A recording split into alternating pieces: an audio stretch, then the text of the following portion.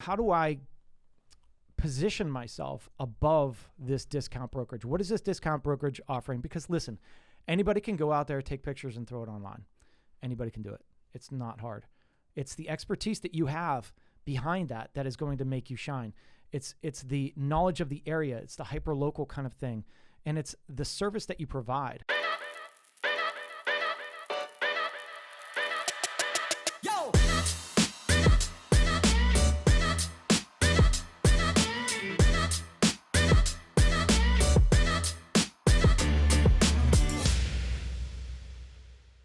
How's it going, everyone? Welcome back to another episode of the Shawn and Matt Show. My name is Matt, that is Shawn, and welcome to our show. Shawn, in today's episode, we're going to be talking about underwater blocks of land for sale, iBuyers bidding above asking price, and Rocket Mortgage, a.k.a. Quicken Loans, a.k.a. Rocket Companies, a.k.a. Rocket Homes, has just come out with a new discount brokerage service. Shawn. Another one, huh? Another one. Let's start with underwater blocks of land for sale. This comes to us from domain.com.au, Australia. But the land for sale, one plot of land is in Canada and another is in San Francisco. The one in Canada is asking about $107,000, and then the one in San Francisco is asking $75,000.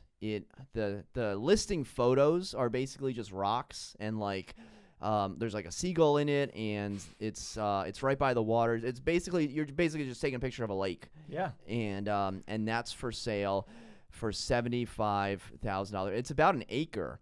So if you want an acre of land in San Francisco, that's amazing. You can get it for $75,000. Now, the listing says land is underwater.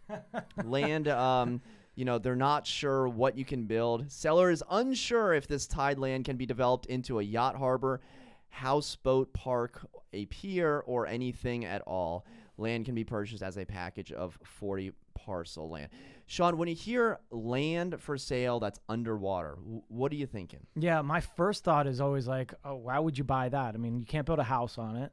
But the key is you have to be inventive on what you want to do there. And you know me, I'm a water guy, right? Like I'm thinking, all right, yeah, you could build a pier, possibly. That would be amazing. What if you built a pier with a house on it, right? And pull up your boat to that. I mean, for $100,000 or $75,000 in San Francisco, I think this is a steal, to be honest. Like I thought, man, I mean, the values in San Francisco, right? So I get pumped up about this, and but then you read the article a little more, and the guy bought it from the city for $5,000. $5,000. Like $5,000. I mean, I would buy that, like for sure. Why not? I mean, it's $5,000. Just like you're throwing money into, NFTs or something.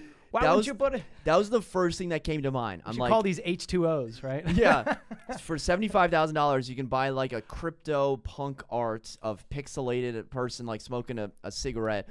Or you could buy an acre of land in San Francisco. The listing says that, and I'm not familiar with San Francisco real estate too much or like the neighborhoods, but it says that much of the Marina District started off as water plots before 1915. That's so true. Now, there is actually an area in there that it used to be a port, and they covered it, and you can actually, if you dug down, don't quote me on this, but there are boats buried where there are now buildings.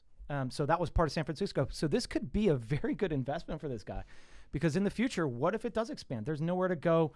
People don't want to go inland. They want to be close to the water. You build something on the water. I mean, listen, there are things like this in the Potomac River. Think about Ford's Landing down in Old Town. They pushed out a little bit. You could barge this. Actually, my dad was in construction. Growing up, I used to do construction with him. And he built a park in Elizabeth, Pennsylvania. So it's still there, but there was nothing. It was just water, right? And the city said, hey, can you build us a park? And what he did was got a barge.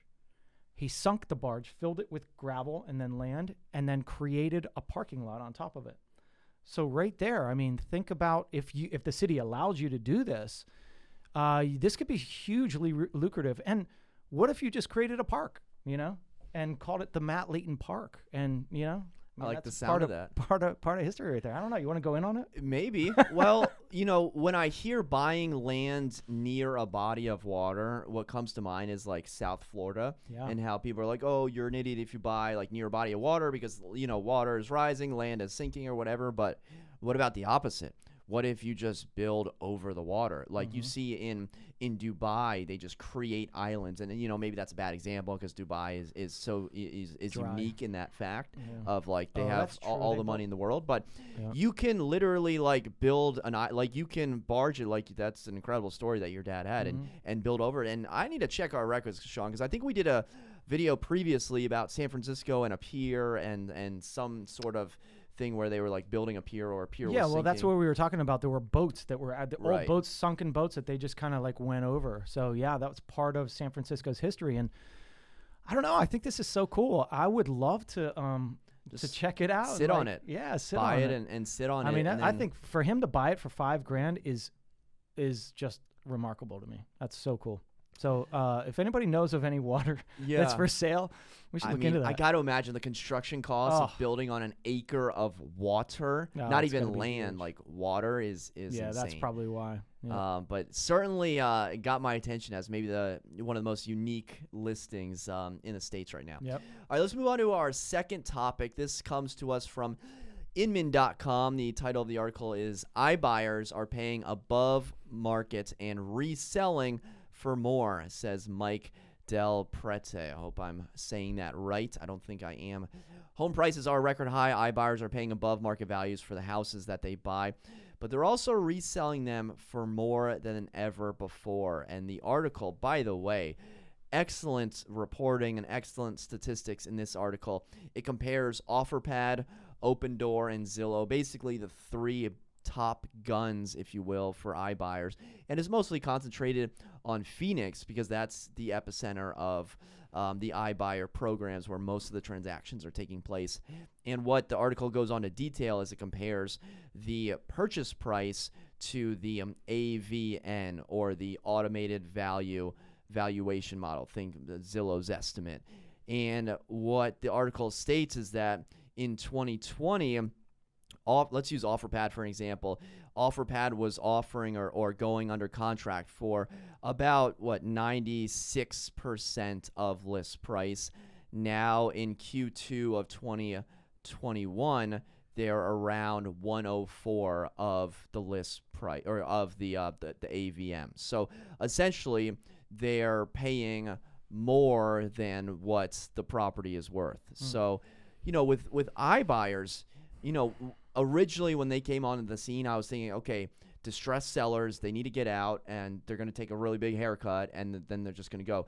Now what we're seeing as prices are rising and, things are getting more competitive, they are loosening up their restrictions. Before it was they're only going to pay a certain amount of the AVM. Now they've increased by almost maybe even over 10% of what they were offering in 2020. Amazing. So Shawn, this is a significant change in OfferPad and Open Door and Zillow from just a year ago. Yeah. They are competing and even beating the retail consumer. It's crazy. A year ago I thought, all right, this market's flooded with iBuyers, and I felt like this is going to be really difficult. When the market tightened and there was just no inventory, I'm thinking iBuyers are going to be hurting because they can't buy, especially like the smaller investors, right? But then I'm learning that, for example, the builder that built my house has like a ton of properties. And he said he's constantly busy, right?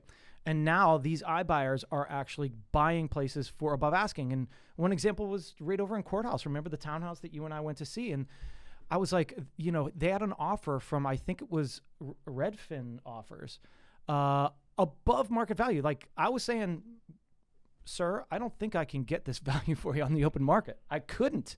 There's no way. But they were going to pay for it. Now, they did have fees and things that went along with that. But man, I mean, they were paying a good dollar. Here's the problem though. High tides, just like on that first article, they float all boats. When that tide comes down, those boats are going to be on dry land, right? Good for the first article, not good for this one, because when back in 2004, 2005, when I moved to this area, I used to flip houses. And that was a time just like this, where things were like, boom, boom, every month. Oh, it's up 20 grand. It's up 10 grand. You can make money just by buying and then reselling it and not doing a thing to it. And that was simple for us. You know, we were making a little bit of money on each transaction and flipping it over. But guess what happened? We got into a deal in DC and we held it for a little bit, and then the market tanked and we lost pretty much all the profits that we made on the other things, you know? So this can have a dramatic, quick effect. If you look at our market right now, I have seen, and I've talked to many different agents that have seen a dramatic slowdown in the last month. Now this could be seasonal, which I hope it is, and I think it is, because everybody's away right now. If you walk around Arlington or walk around the area, it's kind of a ghost town. There's not many people out. I think these people are going to come back, but this is a typical July, August when it's super slow. There's just not much going on. And so we are seeing some of these houses, townhouses, condos sit for a longer. They're not getting multiple offers. They're not getting any offers. So what's going to happen when this actually starts making that turn? And these iBuyers are so full of these things that they overpaid for, where it starts turning and they start losing. So all I'm saying is right now, it's probably great. In the future, you got to watch your shirt.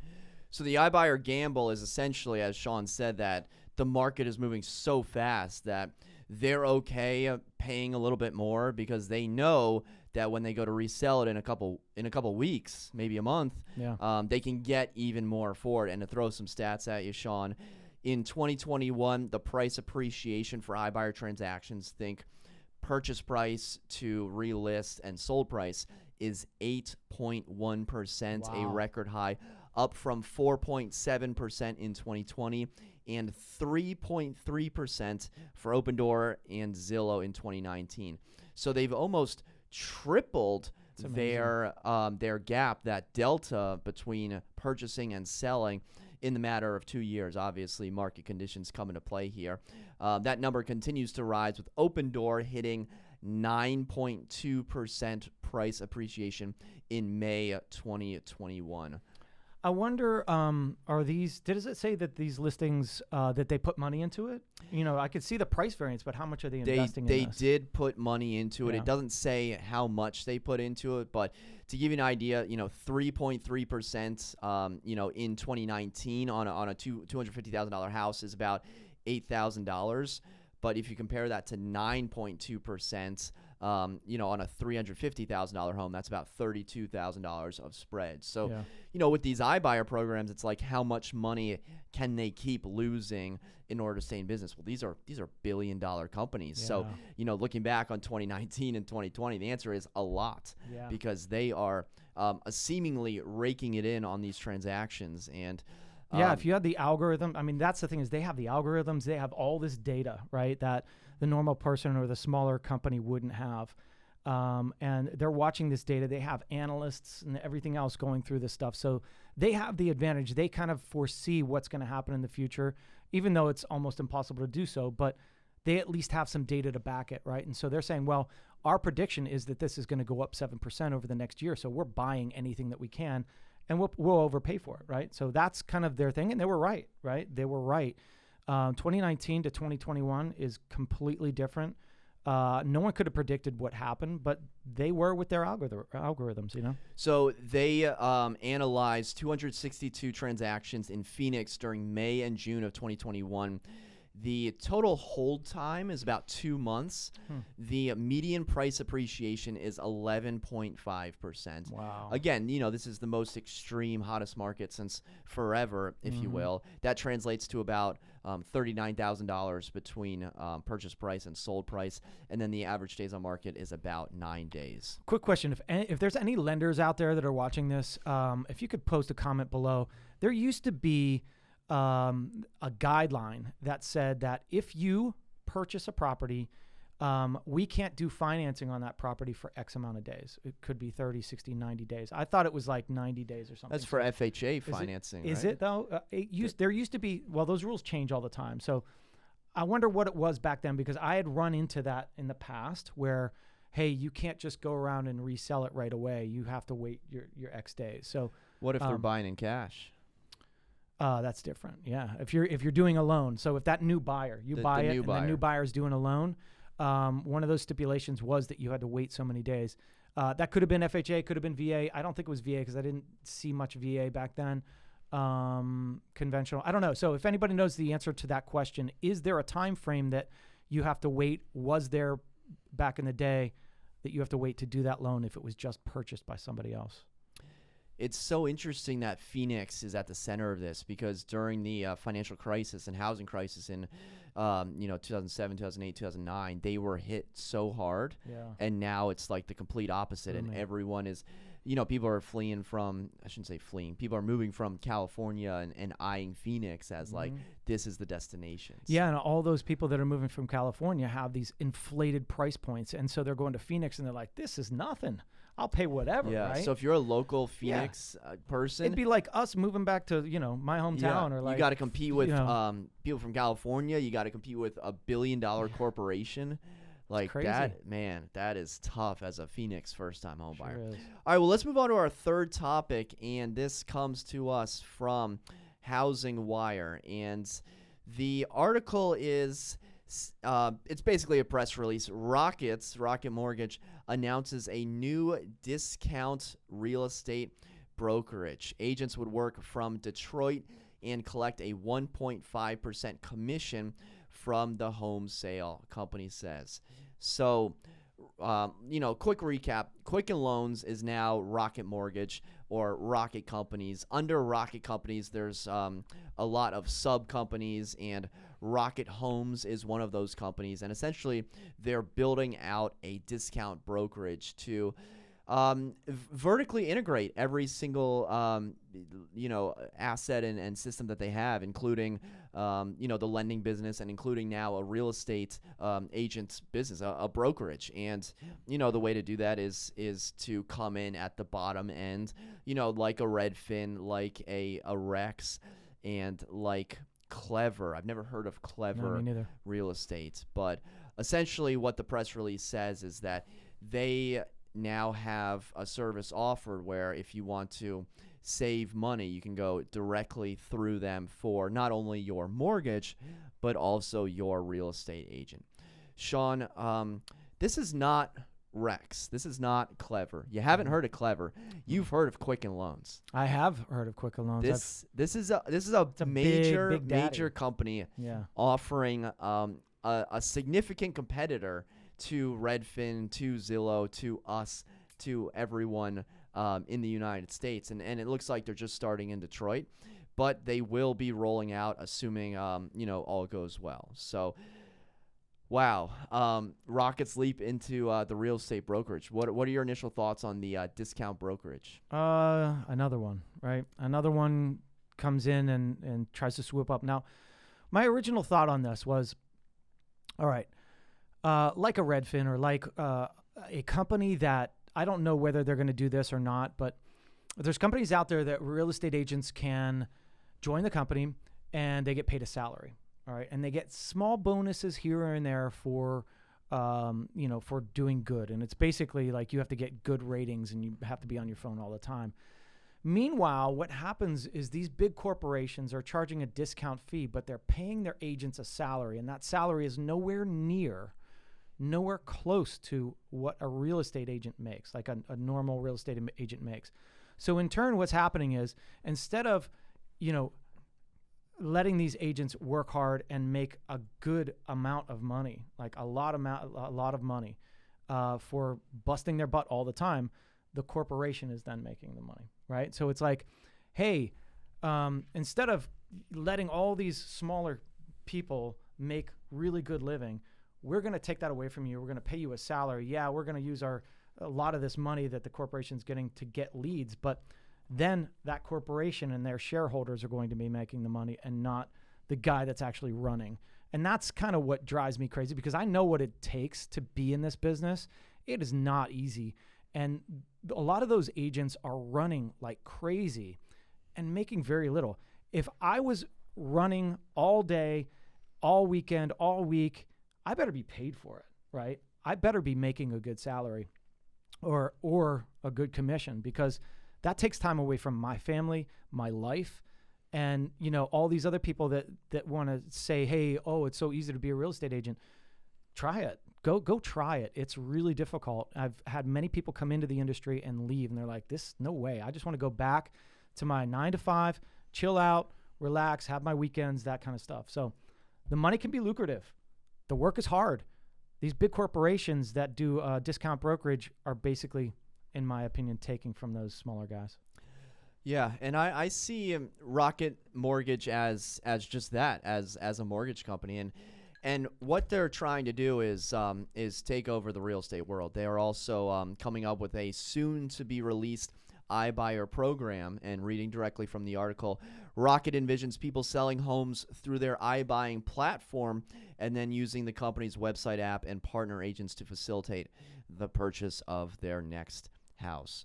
So they want to cover every single aspect. So not only the mortgage process, but also giving their clients a discount on the sale or the listing, and essentially a kickback, which, as you may know, is not necessarily allowed by RESPA when it comes to kickbacks and mortgages. So there's actually a lawsuit that's going on right now, and if I can find it, the RESPA Act is coming to play.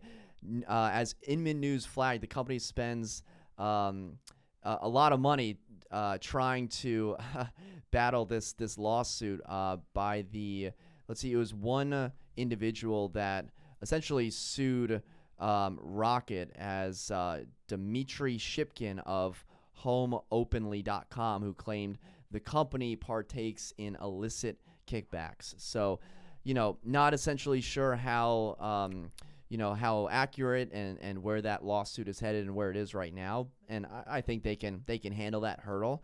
But essentially, just like Zillow's trying to do, just like Redfin is trying to do, and just like Open Door is trying to do, Rocket Mortgage, they're a little bit behind the 8 ball. They haven't come out with their iBuyer program yet. They're just rolling out in one city, but they are throwing their hat into the ring as the one-stop shop. Yeah, this is just a crunch in towards the normal or the real estate agent that has been doing this a long time. The Century 21s, the Compasses, the normal brokerages. The game is changing. The game is changing. It's constantly changing. And so what has to happen is agents have to change. And if you're not changing with the times, you're going to find yourself way behind and probably pushed out of the business. Because what happened was we've seen, commission structure changes. We've seen a lot of different things. What Matt and I do is something different that a lot of people don't do, and that's video. And we want to excel in ways that, we're worth, right? We show our worth, show our value. So I think agents out there really have to start thinking of, all right, how do I position myself above this discount brokerage? What is this discount brokerage offering? Because listen, anybody can go out there, take pictures, and throw it online. Anybody can do it. It's not hard. It's the expertise that you have behind that is going to make you shine.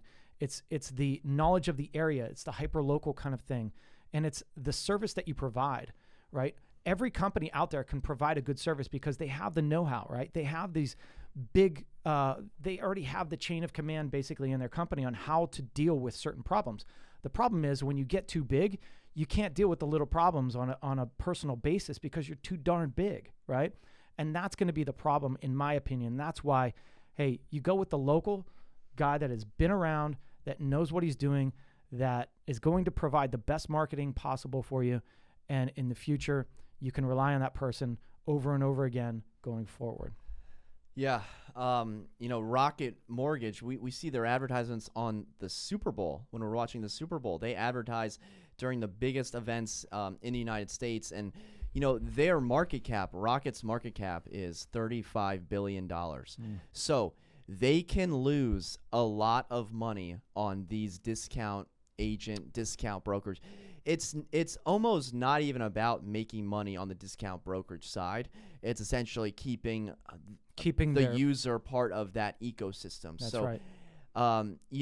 they're going to drive a lot of agents out of business because let me tell you, a lot of agents can't, go on with, severely discounted rates trying to match that because they don't have that umbrella of a $35 billion market cap company behind them. And that goes right back to what I was saying is it's pushing the people. It's creating these companies that are ultra huge now that basically control the whole process of the real estate deal. Is that good? I don't think so. I don't know.